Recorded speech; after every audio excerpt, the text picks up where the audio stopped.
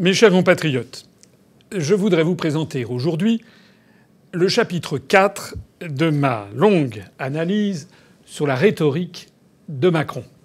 Vous savez que dans un chapitre 1, j'ai fait remarquer le nombre de fois extraordinaire où Macron, dans ses discours, utilise le mot de refondation et l'idée de refonder.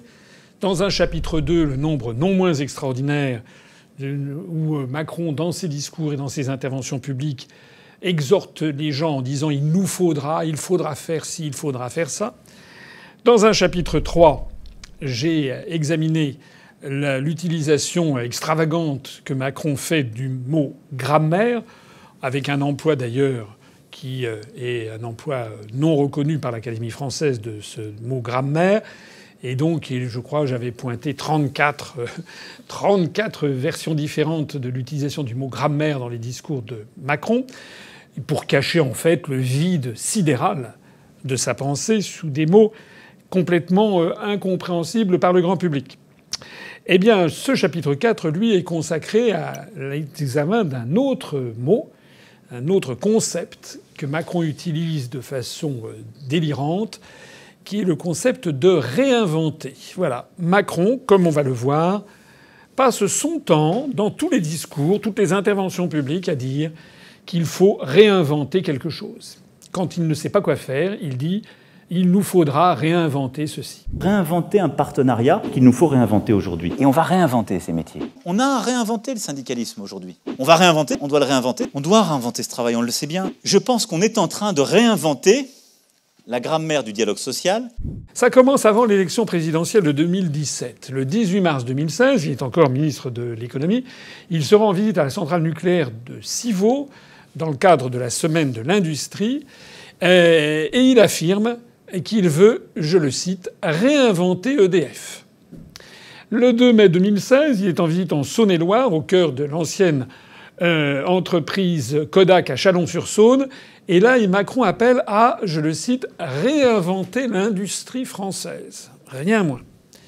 Il est élu président en mai 2017 et il continue. Le 17 juillet 2017, en clôture de la première conférence nationale des territoires qui se tient au Sénat, le président Macron tient un discours dans lequel il affirme, je le cite, que les villes moyennes ont à réinventer un nouveau modèle de croissance.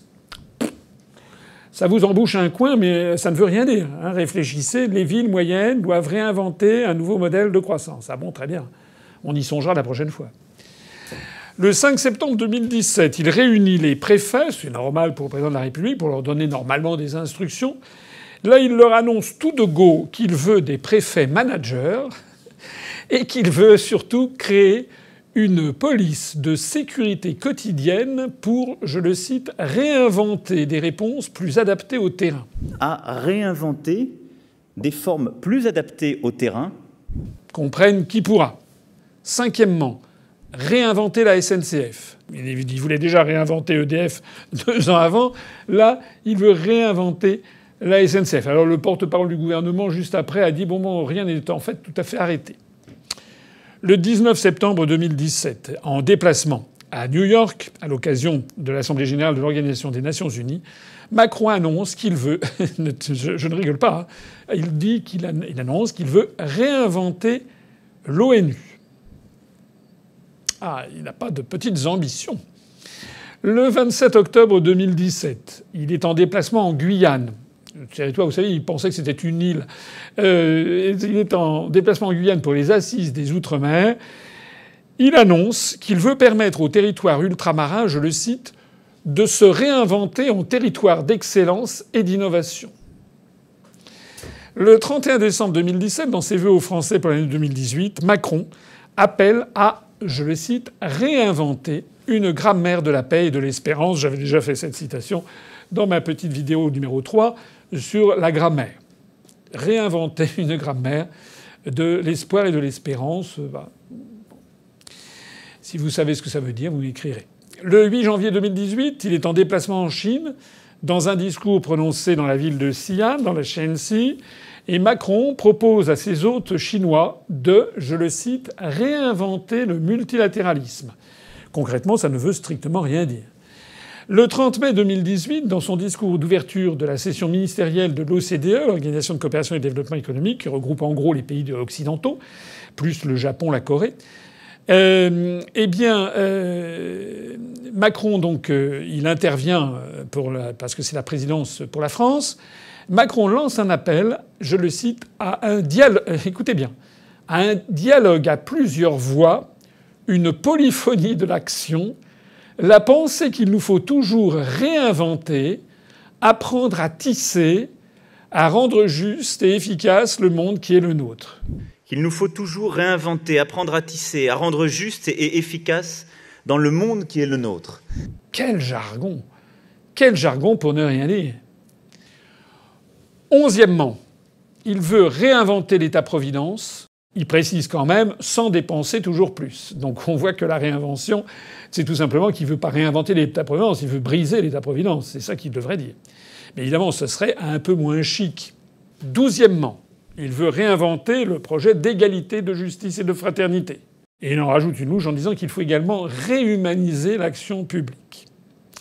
Le 20 juillet 2018, toujours au cours de son déplacement en Dordogne, Macron explique qu'il veut, je le cite, réinventer la présence de la République sur nos territoires. Réinventer la présence de la République sur nos territoires, ça fait plaisir au préfet qui devait être là. Ça veut dire vous servez à rien, on va vous réinventer. 14e, il veut réinventer l'Europe. Il avait réinventé l'EDF, la SNCF, il veut réinventer l'ONU, réinventer la place de la République dans les territoires. Maintenant, il veut réinventer l'Europe. Le 11 octobre 2018, dans son discours au 17e sommet de la francophonie à Yerevan, en Arménie, la capitale arménienne, Macron se lâche et il appelle à 6 ou 7 reprises à tout réinventer. À réinventer. À réinventer. Réinventer cet espace de réinventer notre francophonie. Le continent africain est en train de se réinventer, où nous pouvons réinventer la réinvention. Il nous dit par exemple, je le cite, « Je crois que ce que nous devons faire de la francophonie, c'est un lieu ouvert et infini, constamment à réinventer, un lieu de ressaisissement. » Il faut réinventer la francophonie comme un lieu de ressaisissement. Je vous laisse méditer.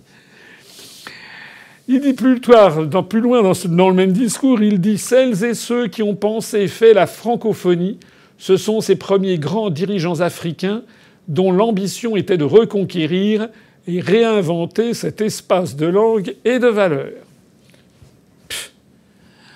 Plus loin dans le discours, il dit, à la veille de notre cinquantenaire, parce que ça sera en 2020, c'est le 50e anniversaire de l'Organisation internationale de la francophonie, il dit, dès aujourd'hui, et ce d'ici au sommet de Tunis, notre ambition, notre exigence devra être, au regard de cette histoire, de réinventer notre francophonie, évidemment.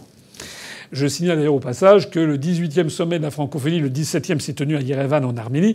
Le 18e devait se tenir en décembre 2020 à Tunis pour célébrer donc le 50e anniversaire de l'OIF, de l'Organisation internationale de la francophonie. Mais à cause de la pandémie de coronavirus, l'OIF et la Tunisie ont décidé de reporter le sommet l'année prochaine, en 2021, peut-être à Djerba, à la fin de l'année. Donc on ne sait pas ce que d'ici là on aura réinventé. Mais enfin, depuis Yerevan jusqu'à maintenant, il s'est passé 2 ans. Je ne crois pas que la francophonie ait été réinventée, si peu que ce soit. Et puis toujours dans son discours à Yerevan, Macron avait eu cette formule « Le continent africain est en train de se réinventer ». Il a également dit « La francophonie est en quelque sorte ce lieu ouvert, universel, ce lieu d'excellence où nous pouvons réinventer le combat pour les biens communs universels et, de là, réinventer le multilatéralisme ». Franchement, il a fumé la moquette. Enfin, on imagine quand même les chefs d'État et de gouvernement réunis en Arménie à Yerevan en écoutant ce sabir incroyable. Parce que normalement, justement, la langue française est une langue qui est claire, qui est une langue qui est d'une grande clarté et où on ne devrait pas normalement avoir des discours incompréhensibles.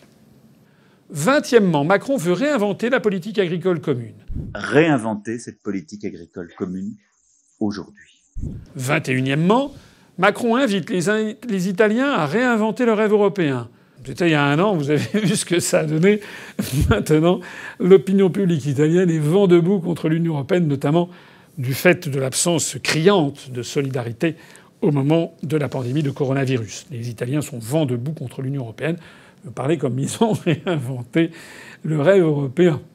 22e, Macron veut réinventer notre civilisation. Réinventer la civilisation.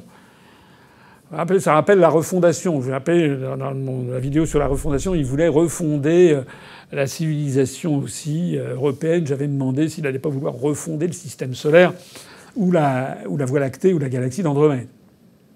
23e, Macron veut réinventer une architecture de sécurité et de confiance entre l'Union européenne et la Russie. 24e, Macron veut réinventer un multilatéralisme fort et pragmatique. 25e, Macron veut réinventer les mobilités.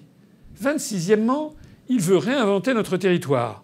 Le 31 décembre 2019, dans ses vœux aux Français pour l'année 2020, Macron indique qu'il veut, je le cite, « préserver la planète en créant de nouveaux emplois, réinventer une qualité de vie à la française. Vous êtes à l'avant-garde de tous ces combats », dit-il aux maires, les maires qui n'en peuvent plus parce qu'ils n'ont plus du tout les subventions de l'État qui leur sont progressivement coupées, la dotation globale de fonctionnement que l'État versait aux communes. Donc les maires auraient préféré, plutôt qu'on les invite à réinventer la Lune, auraient préféré que Macron dise écoutez, j'ai décidé de remonter le niveau de dotation globale de fonctionnement qu'on verse aux communes. Ça, c'eût été un propos de chef d'État décidé, précis et concret.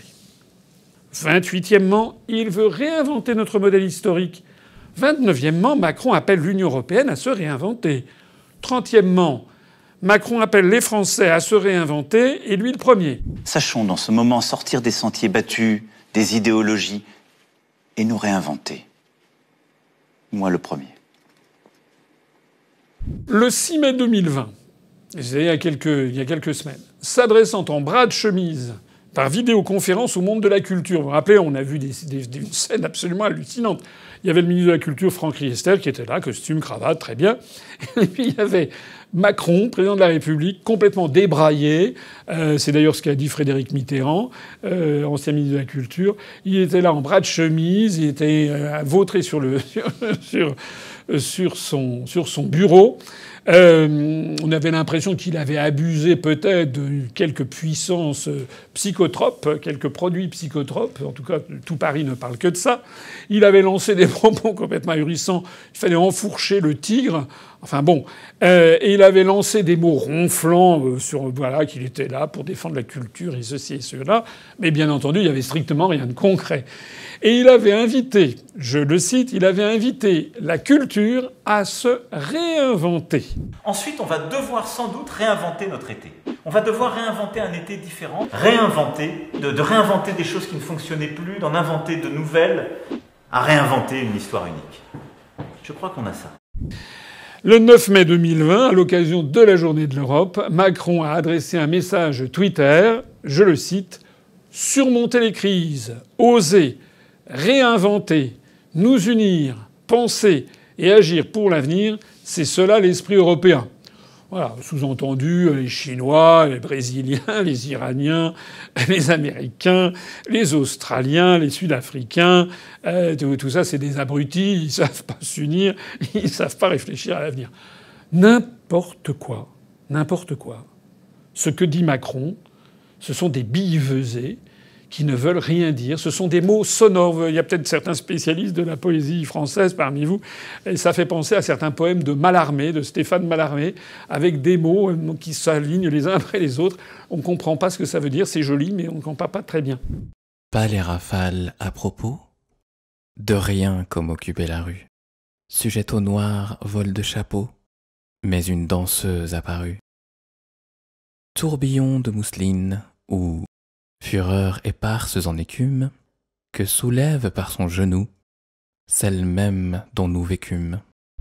Alors, ce qui est peut-être le plus cocasse ou le plus triste ou le plus pathétique, c'est à vous de voir, c'est qu'il est copié par d'autres politiciens et d'autres ministres. Dans ma vidéo sur la grammaire, j'avais déjà fait remarquer que Castaner s'était mis lui-même à parler de la grammaire. Il s'était même trompé. D'ailleurs, je vous renvoie à la vidéo qui est assez cocasse. Et Castaner avait dit, je reprends une citation, une formule de Macron, et il avait parlé de la grand-mère au lieu de la grammaire. Je vais vous y renvoyer. Mais là, c'est pareil. Sur ces histoires de réinventer, Macron est copié par Michel Barnier, le commissaire européen français à la Commission européenne chargé du Brexit, et par Bruno Le Maire, le ministre de l'économie, qui ne vont pas de main morte. En fait, ce sont des cire-pompes. Le 2 janvier 2019, Michel Barnier, voulant faire du Macron, a dit « Nous devons réinventer notre monde ». Et le 22 janvier 2019, face aux inégalités, Bruno Le Maire a dit qu'il voulait réinventer le capitalisme. À noter d'ailleurs au passage cet article de Publijournalisme par Christophe Barbier, vous savez, le journaliste avec l'écharpe rouge. C'est un article de 2016 où il décrivait Macron comme un réinventionnaire. Réinventionnaire. C'est vraiment... Je ris quand je dis tout ça, et vous riez peut-être avec moi, mais en fait, nous rions jaune, c'est triste. C'est pas un chef d'État. Est-ce que vous imaginez Charles de Gaulle qui aurait dit « Je vais me réinventer » Et voilà, quelqu'un qui dirait « Je vais réinventer notre histoire ». Non. Macron, en fait, ne sait pas quoi faire. Il a été catapulté à ce poste par une oligarchie narquoise, en fait, assez haineuse contre le peuple français, qui s'est dit « On va en faire une belle aux Français ». On a vendu Macron comme un produit de lessive pendant 2 ans. On a catapulté un type de 39 ans dont la seule qualité, en fait, c'est de faire des discours.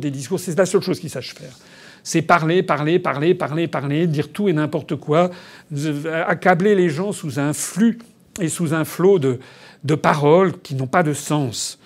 Mais comme il ne sait pas quoi faire, eh bien, il invente des formules qui sont autant d'échappatoires.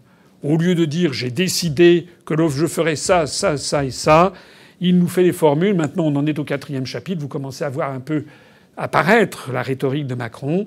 À partir des 4 premiers chapitres, on pourra dire, si j'utilise les 4 thèmes que j'ai vus dans les 4 premiers chapitres, il nous faudra procéder à une refondation de la construction européenne pour aboutir à une nouvelle grammaire en commun qu'il nous appartiendra de réinventer. Ça ne veut rien dire, il n'y a rien derrière, mais pendant ce temps-là, Macron gagne du temps et il espère vous en fumer. J'espère qu'avec ces vidéos, vous commencez à comprendre comment fonctionne l'entourloupe Macron. À bientôt pour le chapitre 5. Vive la République et vive la France!